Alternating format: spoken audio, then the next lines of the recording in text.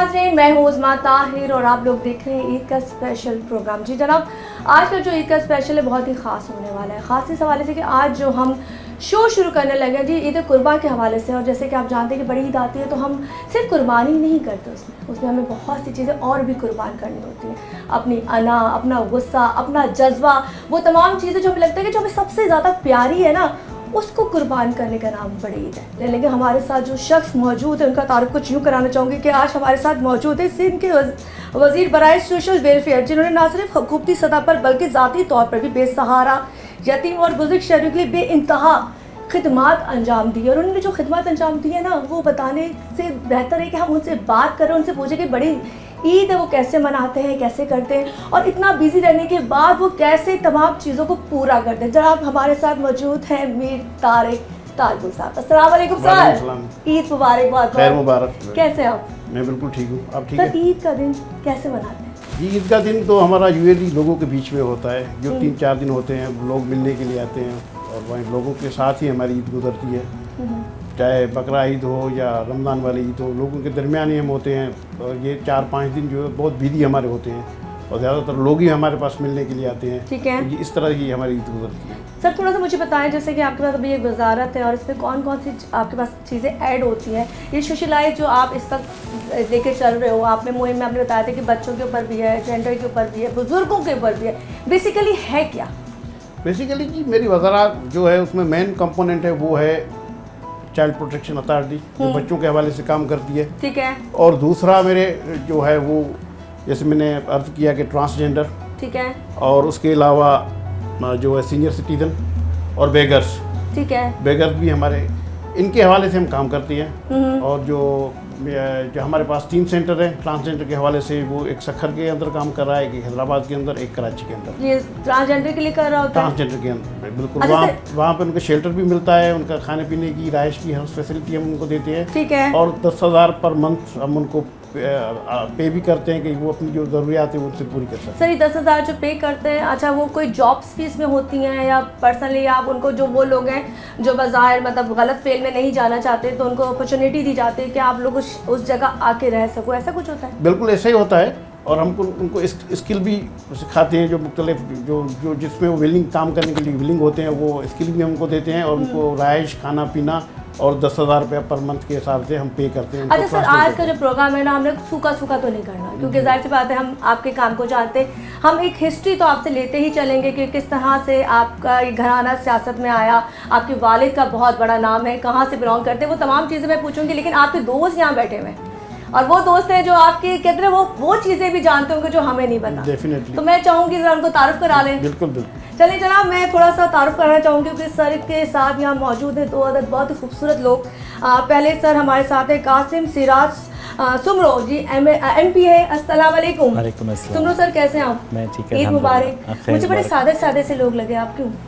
बस हम सादा ही लोग हैं, हम थर के लोग हैं, तुम सादा ही होंगे। थर के लोग हैं। आपने जो इलेक्शन जीता था, कहाँ से? थर से जीता था? जी, नगर पार्कर से। एज आप जो MP है, एज किस पोस्ट पर है? नहीं, मैं पोस्ट एज MP की किसी नहीं होती, लेकिन ये है कि इस वक्त मैं जो एडिशनल रिस्पॉन्सिबिलिटी मेरे पास है वो local government and town housing and town planning की है। अच्छा, आपके पास तो पार्लियामेंट्री सेक्रेटरी हूँ मैं। अच्छा, पार्लियामेंट्री सेक्रेटरी है हमारे साथ। अच्छा, साथ एक और दोस्त मोहम्मद, एडवाइज़र टू CM है जी, हमारे साथ दोस्त मोहम्मद सर भी हैं। अस्सलाम वालेकुम।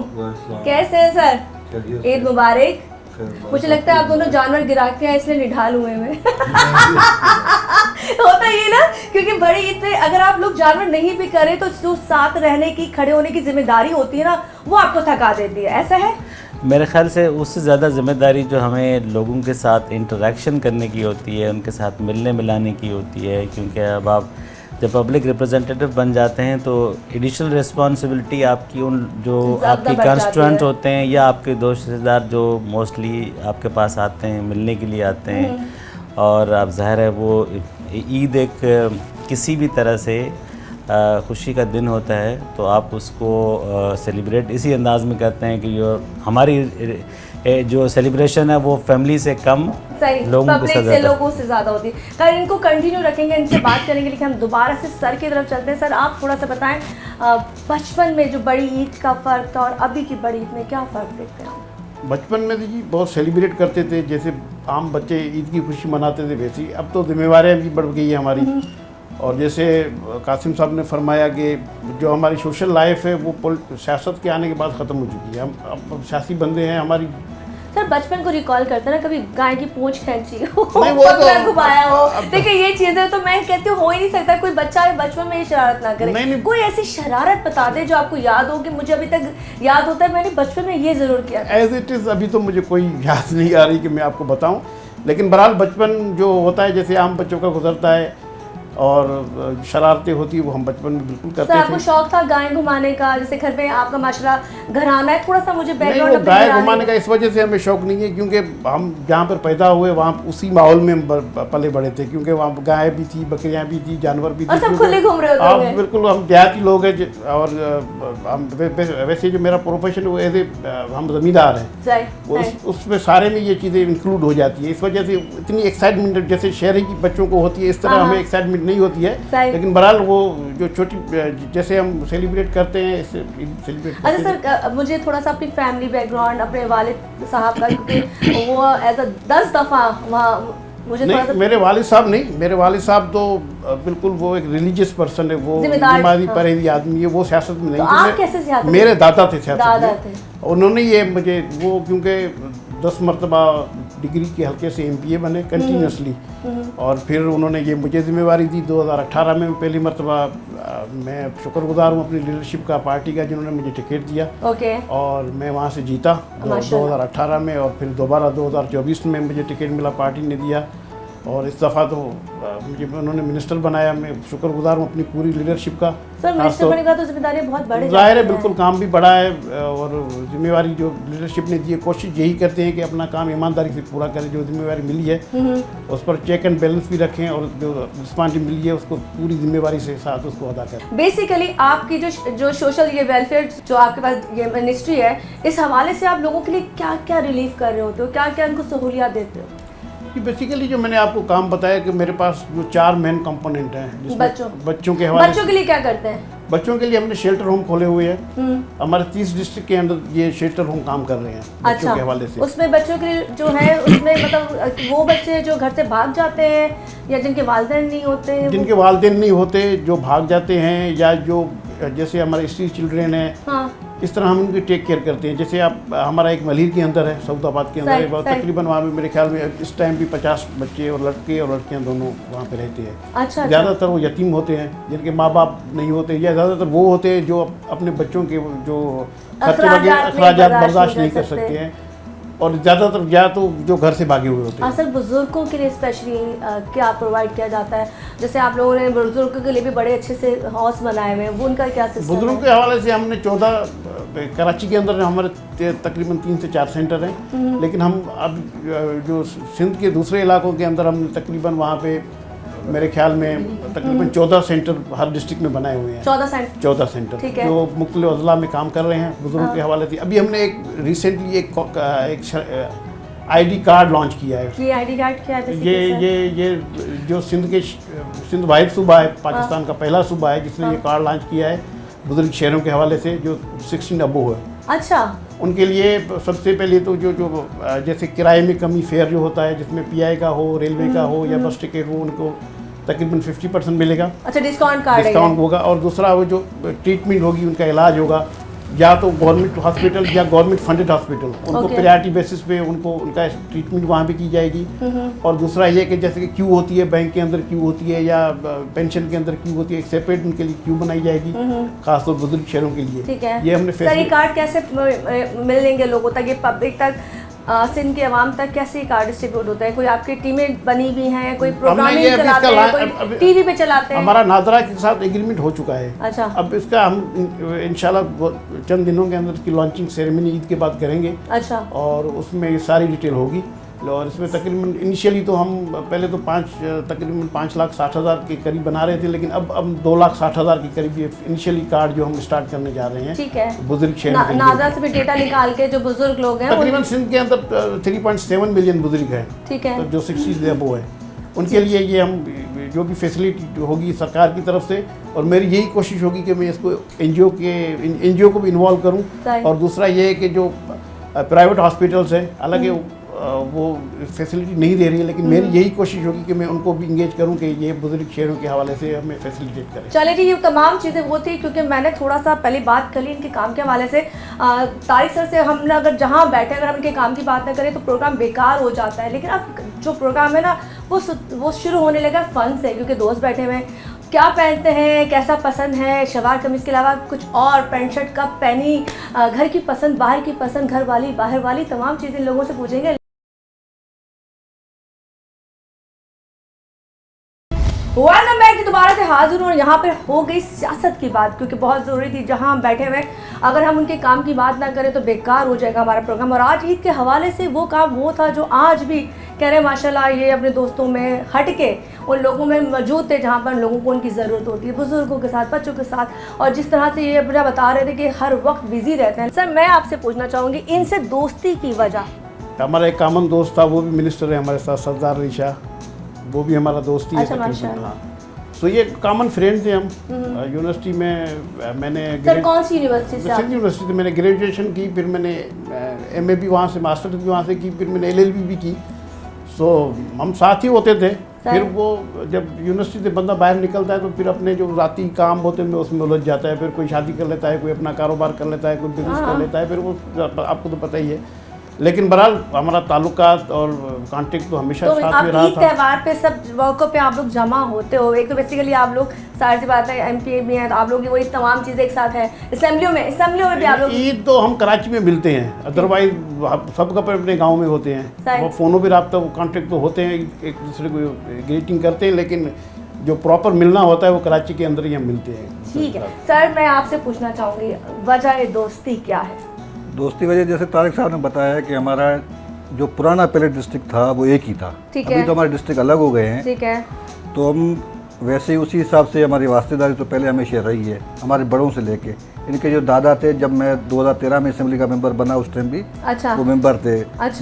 मीर तारिक साहब तो उसके बाद 2018 में मेंबर बने हैं। तो इनकी फैमिली से रिलेशनशिप जो पुरानी थी। जी हाँ, ठीक है। उस हिसाब से हमारे आपके वालिद कोई आपकी फैमिली में से कोई था? हाँ जी हाँ, मेरा चचा जो वो 2 बार एमपी बने हैं। अच्छा, 2 बार एमपी बने, 97 और 93। सर मैं थोड़ा सा रिकॉल करना चाहूँगी। देखिए तमाम चीज़ें वो हमें आपकी आज का सब बताए, क्योंकि आज तो हमारे लिए आप वो स्टार हो जो बेसिकली वाकई खिदमत कर रहे होते हैं। ठीक है, लेकिन वो जो बचपन था, बचपन की कौन कौन सी यादें आप लोगों के पास है? मैं आप लोगों से पूछना चाहूँगी। सर पहले आपके पास जो आपको अपना बचपन में वो बड़ी प्यारी याद लगती होगी, मेरे बचपन में ये चीज़ें बड़ी खूबसूरत थी, कोई एक चीज़ ऐसी, कोई माँ बाप से बॉन्डिंग तो सब बच्चे की होती है ना। बचपन तो बिल्कुल जो होता है, आपको पता है कि बचपन तो एक बड़ी प्यारी चीज़ होती है और बहुत सारी यादें वाबस्ता है बचपन में। आप किसी कंसर्न हवाले से पूछना चाहती हैं? मुझे से बताया, बचपन में होता है कि कोई ऐसी मखसूस चीज़ होती है जो माँ के हाथ की बहुत पसंद होती है, जो बच्चा अपनी माँ से फरमाइश करता है। बड़ी ईद पे अपनी माँ से स्पेशली क्या फरमाइश करते थे आप? खाने के हवाले से? खाने के हवाले से तो यही है जो हमारे यहाँ सिंधी जो पुलाव बनता है। अच्छा, हरी मिर्चों का? हरी मिर्चों वाला हाँ। पुलाव बनता है, वो मशहूर है। ख़ास तौर उस पुलाव की फरमाइश करते थे अम्मी से कि आप पुलाव बनाएं। सही है। वो चाहे चिकन के अंदर हो या मटन के अंदर, वो चीज़ मुझे सबसे ज़्यादा पसंद है। मैं ज़्यादातर चावल खाना पसंद करता हूँ। हम 2 भाई और 4 हमारी बहन। माशाल्लाह। तो सर आप चले, आपने माँ के हाथ का तो जायका बहुत चखा, कभी अपने हाथ से जायका दिया बीवी बच्चों को? बाद में कभी आपको शौक हुआ कि मैं कुकिंग करूँ? अपने हवाले से तो मैं सिर्फ बॉयल कर सकता हूँ, बस यही कर सकता हूँ, अदरवाइज मुझे कुछ नहीं आती। आप पाकिस्तान से बाहर गए, ट्रैवल किया है, कभी आपको नहीं हुआ कि मैं कोई चीज़ बना लूँ, कोई सालन, कोई कढ़ाई? काफ़ी अपने हाथ से बना के पीता हूँ। अच्छा, कॉफ़ी अपने हाथ से बना के पीता हूँ। जो सुबह उठता हूँ मॉर्निंग वाली और इवनिंग वाली भी यही करता हूँ। बाकी अदरवाइज खाने पीने का मुझे कोई आइडिया नहीं है, ना मुझे बनाना आता है। यही करता हूँ, एक को फ्राई कर सकता हूँ, ऑमलेट बना सकता हूँ, यही खाना सुथरा खाने के शौकीन है, पर बनाना नहीं आता है। सर आपने कभी अंडा बॉयल के अलावा कभी दाल घोटाला बनाया हो, कभी कढ़ाई, कोई बारबेक्यू? ऐसी कोई मतलब कभी नहीं। मतलब हम आपके घर आके भूखे मर जाएंगे। मुझे लगता है आपके घर आके हम नौकरों के दर बदर रहेंगे कि सर प्लीज अपने नौकरों को बोले। सर वही चाय बनाने वाले हैं, उससे ज्यादा कुछ भी नहीं। सर मुझे तो लगता है चाय भी नहीं मिलेगी। सर अभी भी आपको लगता है जब आप थर जाते हो, क्योंकि मैं अभी थोड़े दिनों पहले भी गई थी शो करने, मुझे लगता है थर में बहुत खूबसूरत ज़िंदगी है, मतलब बाजार जो मैं वहाँ देखती हूँ, लेकिन वहाँ सहूलियात अभी भी नहीं है। अगर आप मेरी बात से एग्री करेंगे सर वहाँ सहूलियत अभी तक क्यों नहीं पहुँची? नहीं, अभी तो काफ़ी सहूलियत हुई है, अभी तो रोड एक्सेस भी हो गया है, रोड तो बहुत अच्छे हैं। हाँ, रोड भी बने हैं, हॉस्पिटल भी बने हैं, स्कूल भी बने हैं, अभी तो काफ़ी जो हमारा सर वो ग्रीनरी आ गई, मैं तो हैरान थी, वहाँ ग्रीनरी नहीं थी, वहाँ ग्रीनरी थी। जो कोयला निकल रहा है वहाँ से सर के, आपको पता को पावर प्लांट लगी है, जी।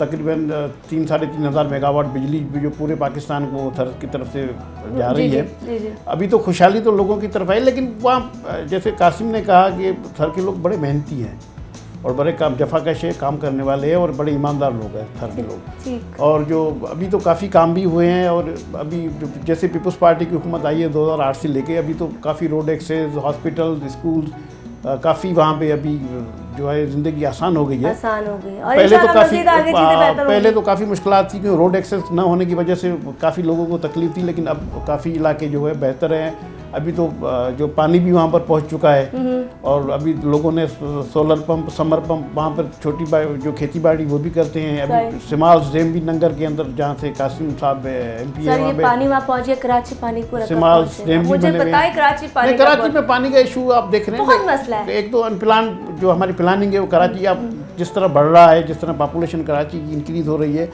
और इसके अलावा अब ये जो किंजर से पानी आ रहा है या हब डैम से पानी आ रहा है, अभी K4 जो इंशाल्लाह अभी नेक्स्ट ईयर स्टार्ट हो जाएगा, उसके हवाले से मैं कहना चाहूँगा पानी के जो कराची के मसले हैं। सॉरी माज़रत आपको अभी काटूंगी, क्योंकि हम इस तक कोई दुखड़े नहीं रो रहे, हमने पूरे साल यही बैठ के प्रोग्राम करने होते हैं। सर ने पूरे साल हमारी बातें सुननी है, आवाम की सुननी है, और इंशाल्लाह तसल्लियों के साथ साथ काम भी हो रहे हैं। थोड़ा सा आप सर बिलावल सर के बारे में बताएं, कितनी मुलाकातें रही, बेसिकली अब इस वक्त इनका जो अमल है क्या है पार्टी में? बिलावल साहब से तो हम अक्सर मिलते रहते हैं, पार्टी मीटिंग से अलावा भी।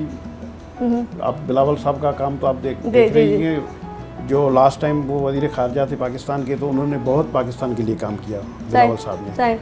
और इंशाल्लाह अगर आगे चल के पाकिस्तानी अवाम ने मौका दिया पाकिस्तान पीपल्स पार्टी को, तो नेक्स्ट प्राइम मिनिस्टर हमारे बिलावल साहब होंगे, क्योंकि ये यंग है माशाल्लाह, और मेरे ख्याल में अगर इनकी लीडरशिप के, इनकी क़यादत में इंशाल्लाह पाकिस्तान तरक्की करेगा, और मेरे ख्याल में फ्यूचर के प्राइम मिनिस्टर इंशाल्लाह बिलावल साहब ही होंगे हमारे। चलें इंशाल्लाह, अल्लाह करे ऐसा हो। लेकिन सर थोड़ा सा बताएं, जैसे अभी कुर्बानी ईद का पहला दिन, आप पहले दिन ही सारी आप लोगों की कुर्बानी हो जाती है, दूसरे तीसरे दिन? अक्सर लोग दूसरे या तीसरे दिन भी जानवर कुर्बान करते हैं। नहीं, हमारे तो कोशिश करते हैं कि पहले दिन हो जाए। अच्छा। लेकिन कभी कभार डिले भी हो जाता है, लेकिन प्रायोरिटी यही होती है कि फर्स्ट डे पे कुर्बानी करें। सर वो गोश्त किस तरह डिस्ट्रीब्यूट करते हैं, मतलब उनके हिस्से होते हैं, तो वो आपके लोग वो इस्लामिक तरीके से जो डिस्ट्रीब्यूशन होती है कि एक हिस्सा उसका होता है, एक हिस्सा अपने रिश्तेदारों का, और एक हिस्सा गरीबों का।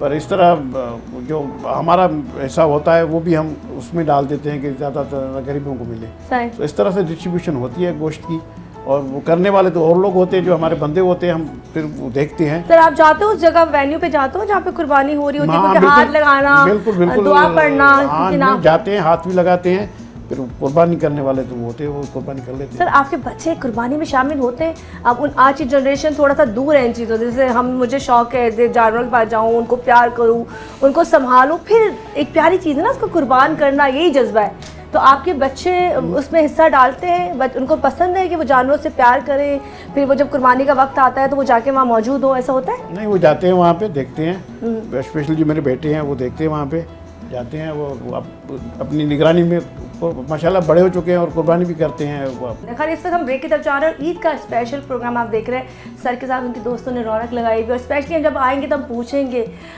कैसी बॉन्डिंग रही, कैसा ताल्लुक़ रहा, अपनी पार्टी को कहाँ देखते हैं।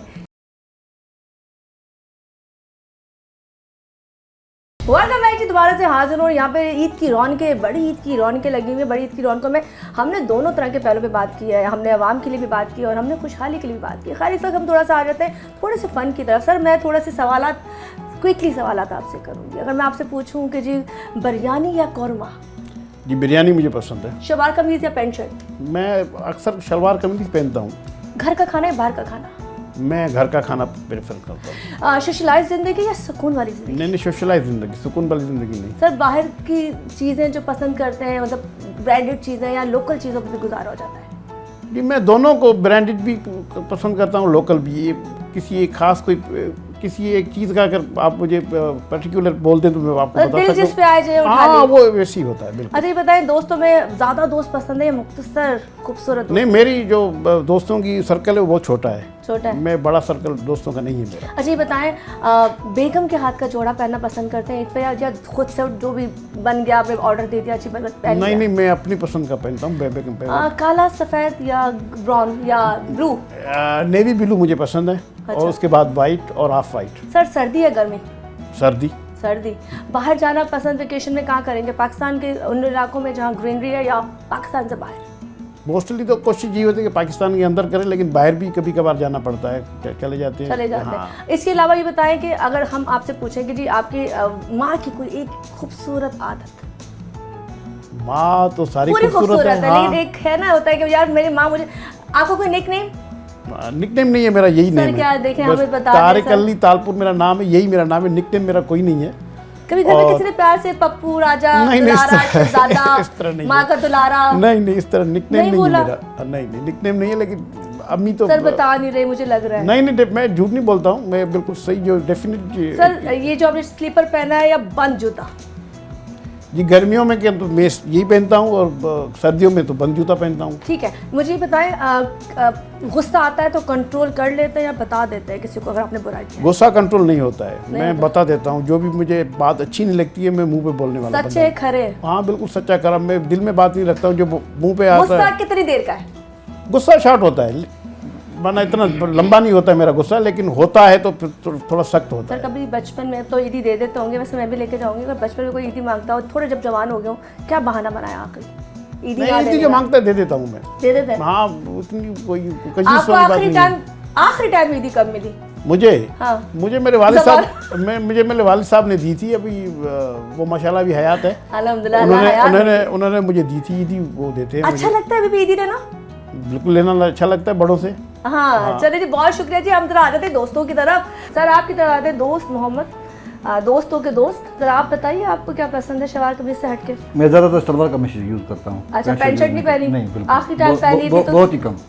तो क्या मतलब चाल चेंज हो जाती है? नहीं, ऐसी कोई बात नहीं है। देखिए होता है ना, ठीक है सर ये मान रहे हैं, लेकिन आप जैसे आपने कहा मैंने बाहर जाके पहनी, मैं सोचती हूँ जैसे मैं बहुत कम ड्रेसेस जब ऐसे पहनूं तो मुझे लगता है मैं अनकंफर्टेबल हूँ। आई फील आप लोगों को भी होता होगा। अच्छा मुझे बताएं खाने में क्या पसंद है? बिरयानी, कोरमा? बिरयानी। घर की रोटी या बाहर का नान? ज़्यादातर घर की। बीवी का हाथ का खाना है, माँ के हाथ का खाना? माँ का तो हाथ का खाना कर ला तो किसी वो भी नहीं ला सकती जो। हाँ लेकिन माँ होती है, तो माँ तो हम तो बोल ही नहीं सकते। खैर हमने ऐसे ही किया था, अगर फजूल सवाल था, लेकिन फिर भी चलते हैं क्योंकि बीवियों का दिल बड़ा कर देना चाहिए, क्योंकि बीवियाँ खुश हो जाती हैं। आपको लगता है कि अपनी औरत को खुश करने के लिए उनको प्यार भरे अल्फाज बोलने चाहिए, उनको उनकी तारीफ करनी चाहिए? अपने लाइफ पार्टनर से बोलने चाहिए, कोई उसमें इजाजत नहीं है। आखिरी बार लव यू अपनी बेगम को कब बोला? नहीं, वो तो जिंदगी कभी नहीं बोला। सर आपने आखिरी बार लव यू अपनी बेगम को कब बोला? मुझे याद नहीं पड़ता, मुझे याद नहीं पड़ता मैंने। सर आपने लव यू कभी नहीं बोला? नहीं, इस तरह बोला तो होगा, लेकिन वो शादी के जो शुरुआती दिन होते हैं उनमें बोला होगा, लेकिन अभी फिलहाल मुझे याद नहीं है कि मैंने उनको बोला। कहती नहीं है तारिक जमाना हो गया, सुना नहीं मैंने? नहीं, वो इस तरह कंप्लेन नहीं करती है। अच्छा मतलब मुझे अभी तक नहीं की कंप्लेन। अच्छा अगर अपनी बेगम का आप देखते हैं तैयार है तो आप तारीफ करना पसंद करते हैं? मैं करता हूँ बिल्कुल, डेफिनेटली। मेरे ख्याल से करना चाहिए। तारीफ भी करता हूँ और क्रिटिसाइज भी करता हूँ। अगर कोई मुझे अच्छा नहीं लगता तो क्रिटिसाइज भी करता हूँ, लेकिन जो अच्छा लगता है उसकी तारीफ भी करता हूँ। अच्छा सर मैं आपके बच्चे पूछ सकती हूँ? जी पूछ सकती हैं। मेरे माशाल्लाह 2 बेटे 1 बेटी है। तो क्या कर रहे हैं इस वक्त? अभी पढ़ रहे हैं यहाँ पे कराची के अंदर। कराची में पढ़ रहे हैं। सर चले मैं थोड़ा सा दोबारा आपकी तरफ आ जाती हूँ, वहीं से आ जाते हैं। लव यू तो आपने कभी नहीं बोला, क्यों नहीं बोला? क्या मतलब है? मुंह से नहीं निकलता आपके, या शर्म आती है? नहीं, ऐसे ही बोला नहीं। मतलब वो बेगम बोलती है हमेशा नहीं बोलती होगी। नहीं, ऐसी कोई बात नहीं है। अच्छा मुझे थोड़ा सा और बताएं आप, इससे हम थोड़ा सा हट जाते हैं। बारबेक्यू जब आप लोग आपस में करते हैं, ईद है, ईद पे किस दिन सर आप लोगों का बारबेक्यू होता है?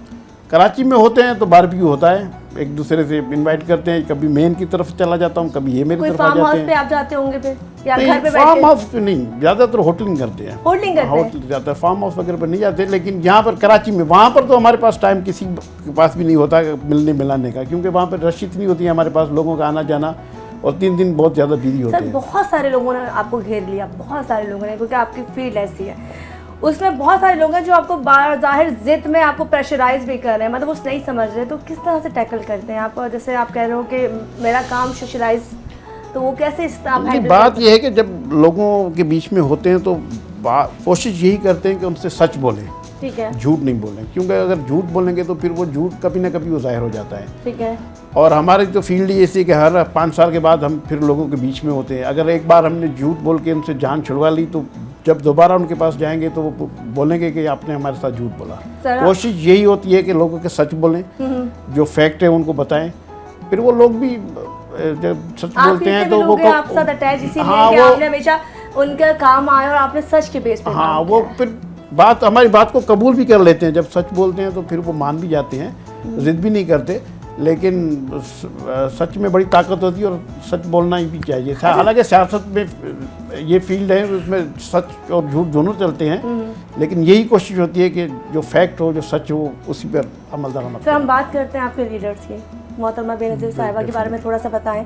आपने जैसे आपकी फैमिली ने बहुत करीब से देखा होगा, आपने बहुत करीब से देखा होगा, और इसमें इसी पीपल पार्टी ज्वाइन करने का कोई रीज़न भी तो होता है ना, कोई थोड़ा सा बताएं क्या वजह है? ये बेसिकली हमने तो पीपल्स पार्टी अर्ली 70s में जब बनी थी तब ज्वाइन की थी, और मोहतरमा के साथ तो बहुत यादें वाबस्ता है। वो बहुत मरतबा हमारे घर पर भी आई और अच्छा। बिल्कुल उनके साथ क्लोज थे। सर आप जब छोटे से थे, कोई याद है वाक़या ऐसा कि मोहतरमा साहिबा आई हों और आप उनको देख रहे हो, और इस वक्त मतलब जाहिर सी बात है ये हमारे लिए आइडियल है। मेरे ख्याल से पूरी दुनिया में जहाँ जहाँ भी नाम आता है वो इनका स्पेशली आता है। हम कहते हैं जी हमें कोई औरत पाकिस्तान की अगर एडमायर करती है तो हम इनका नाम लेते हैं। तो आपको याद है अपने बचपन में जब ये आती थी, बेसिकली सामने मैंने सुना है कि सामने भी बहुत पोलाइट, मोहब्बत करने वाली औरत। बिल्कुल डेफिनेटली मोहतरमा अपने बच्चों को खुद संभालती थी, ये सब चीज़ें सच है?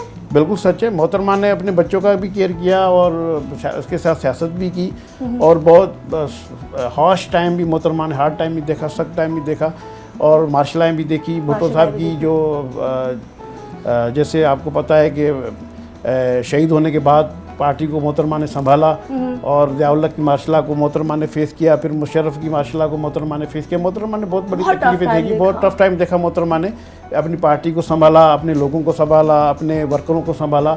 इनका चेहरा हमारे सामने जो हमें पावर देता है, अगर ये बात मैं कहूँ तो ठीक है।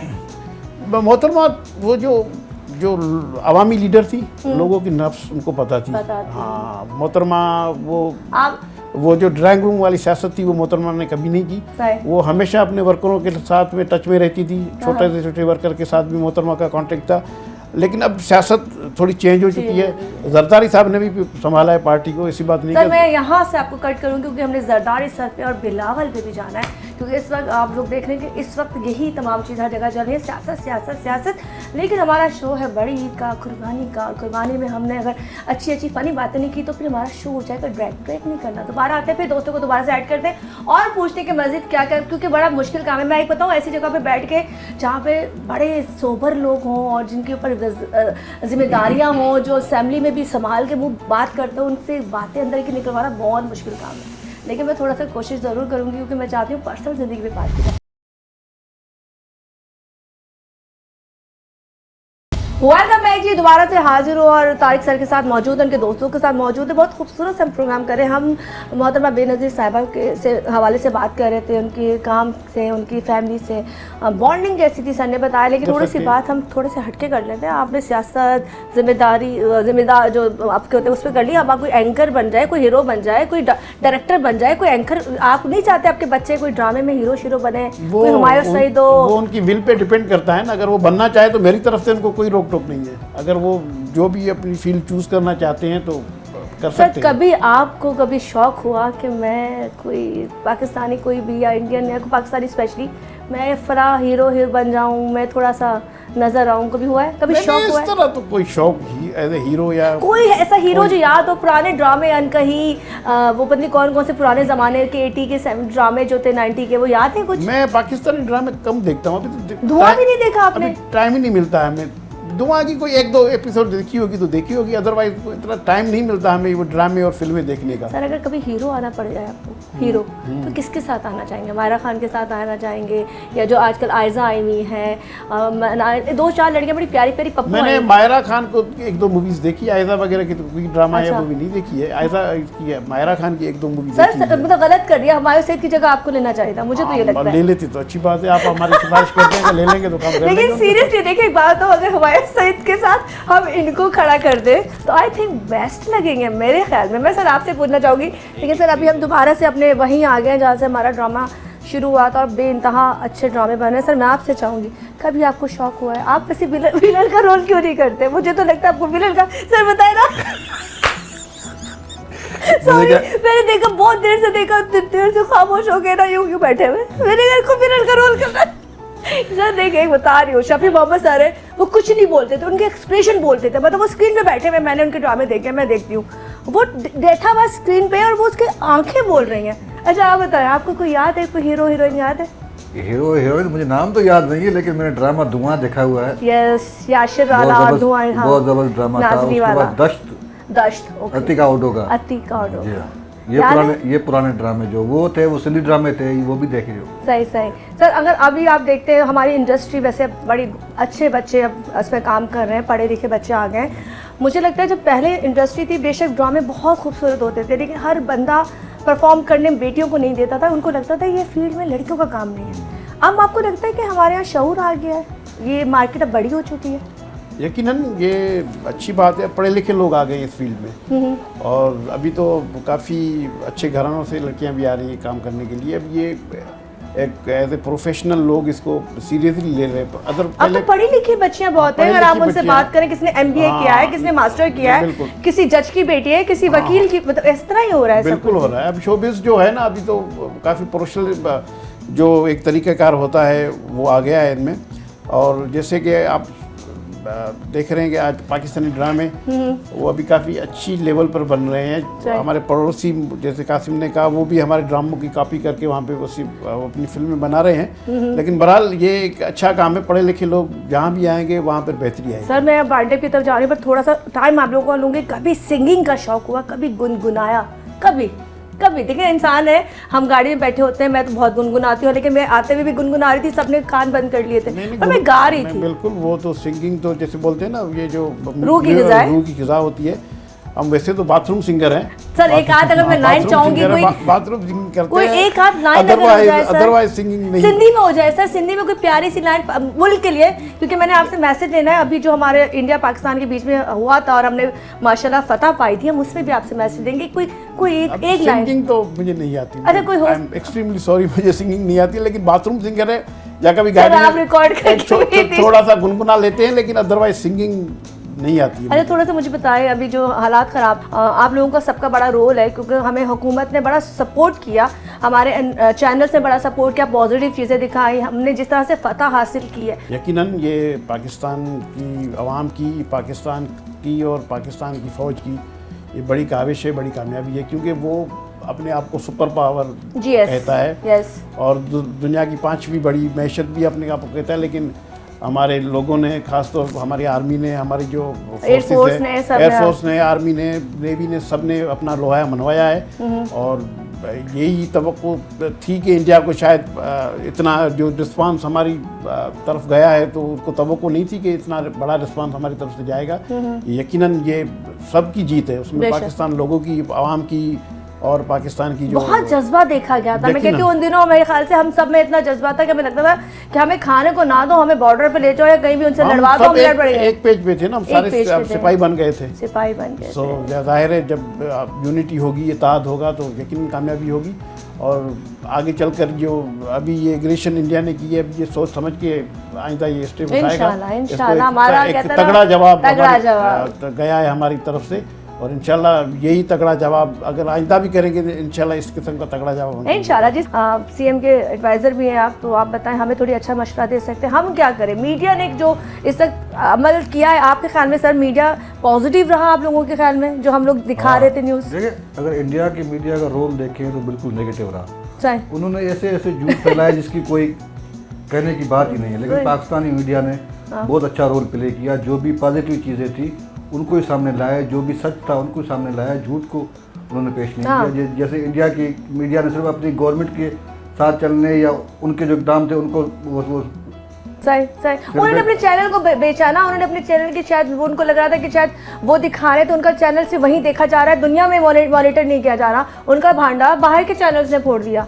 तो वो मेन चीज़ है कि आप बोल रहे हैं कि उन्होंने कराची पे कब्जा हो गया, इस्लामाबाद पे कब्जा हो गया, उनके ऐसे झूठ थे लाहौर में पता नहीं क्या हो गया, कराची डूब गया, पता नहीं, मैं तो हैरान होती थी और मुझे लगता था वाकई कुछ हो रहा है, लेकिन हम जब न्यूज़ देखते थे तो बहुत डिफरेंट था। खैर जाते जाते सर मैं काइंडली आप लोगों से पूछना चाहती हूँ, कोई ईद का मैसेज दे दीजिए, कोई आप इस वक्त आपका कैमरा सामने, वो सामने आपका कैमरा, मैं चाहूँगी ईद का कोई मैसेज। तो आप समझे कि ईद जो एक तो हमारा मजहबी त्यौहार है ईद, और दूसरा ये है कि ईद सबको एक साथ लेके चलने का त्यौहार है, जिसमें जो हमारा महरूम तबका है, ख़ास तौर जो गरीब तबका है, हम सब पे फ़र्ज़ बनता है कि सबसे पहले उनका ख्याल करें, उनकी जो ज़रूरियात हैं उनको पूरा करने की कोशिश करें, जो जितनी जिसकी लेवल है बंदे की। और ये खुशियों का त्यौहार है और हम सब मिलजुल के किसी भी तबके को इस चीज़ में महरूम ना रखें, हम सबको साथ लेके चलें और सबको इस खुशी में शामिल करें।